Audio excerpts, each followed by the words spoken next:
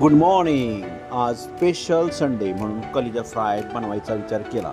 बाजारातून 1/2 किलो बोकडाची कलिजी घेऊन आलो होतो आणि मस्तपैकी त्याच्यासाठी लागणारा जे मसाला आहे तो मी उकळीमध्ये कुटून घेतलेला आहे आणि जे घरामध्ये मसाले होते ते मिक्स करून घेतले आणि कांदा भाजून घेतला होता त्याच्यामध्ये मी टाकून दिलेला आहे. छानसं असं मी भाजून घेतलं आहे, परतून घेतलेलं आहे आणि एकदम छान असा स्वाद येतो.